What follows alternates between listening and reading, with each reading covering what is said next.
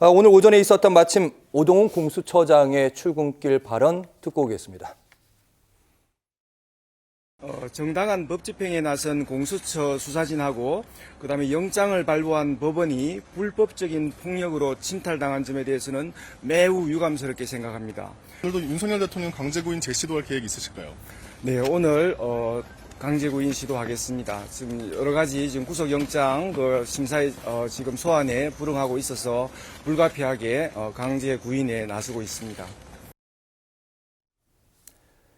네, 소환을 시도하고 있고 오늘도 공수처가 나가서 소환까지 했지만 지금은 조사에 불응한다고 뉴스가 관련 속보들이 나왔습니다. 조사 불응이라고 얘기가 나오는 거 보니까 공수처 수사관들, 검사까지 모두 이제 공소로 다시 돌아간 듯한 모습인데요. 최진봉 교수님, 이와 관련된 상황 어떻게 보고 계시는지요? 좀 답답하기도 하고요. 윤석열 대통령은 본인이 이제 헌재 재판에 나가는 이유를 저는 개인적으로 헌재 재판은 이제 방송에 나가잖아요. 이게 공개가 되고 공수처 조사는 그런 건 안 되거든요. 공수처 조사는 지난번 조사에서는 본인이 처음에 와서 조사받을 때만 해도 영상 기록도 하지 말라고 그랬다고 그래요. 찍지 말라고. 근데 저 헌재 나와서는 저는 정치적 선동을 한다고 보거든요. 기본적으로 본인을 지지하는 그 극우 세력들, 이런 세력들을 향해서 뭔가 이렇게 주장해라 라고 뭔가 던져주는 것 같아요. 제 느낌입니다. 이건 개인적으로. 그래서 나오는 것 같고 지금 저기 공수처 수사에는 전혀 나가질 않고 있어요. 응하질 않고 있고. 아마도 제가 볼 때 윤석열 대통령 검찰로 넘어가는 걸 기다리는 게 아닌가 하는 생각이 개인적으로 듭니다. 본인의 고향이잖아요. 예전에 검찰총장까지 했고요. 검찰이 저는 수사 똑바로 안 하면 엄청난 의심을 받을 겁니다. 이거 만약에 공처에서 계속 지금 10일 동안 공처하고 이제 검찰이 약속하기는 10일은 공처하고 나머지 10일은 검찰에서 하기로 했잖아요. 왜냐하면 기소를 검찰에서 해야 되니까.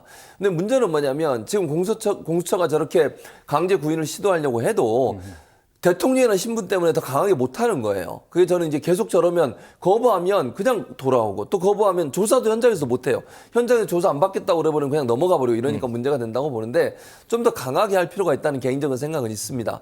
물론 강제 구인 제도가 어떻게 적용되느냐에 따라서 논란이 될 수도 있겠지만 조금 더 강하게 법적인 대응을 하는 게 필요하다는 생각이 들어요.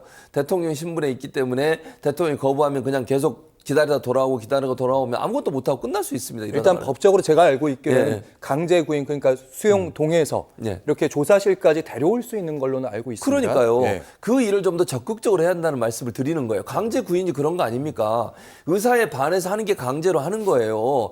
정상적인 방법으로 오지 않겠다고 하면 강제로 데리러 갔잖아요.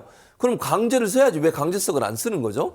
그 부분이 좀 의심스러워요, 저는. 그래서 물론 공처도 뭐 여러 가지 논란이 될까 봐 대통령 신분에 있는 경호를 받고 있는 대통령 신분이라는 이유 때문에 그런지 모르지만 한편은 피의자예요. 법 앞에 모든 사람 평등하잖아요. 대통령 신분이라 하더라도 내란이나 아니면 이런 법에 대해서는 현직에서도 조사가 가능하고 처벌도 가능합니다. 그러면 저는 지난번에 그 체포영장 집행하러 갔을 때 그 심정으로 강제로 데리고 나와야 된다. 그런 노력이 좀 필요하지 않을까 이런 생각이 듭니다.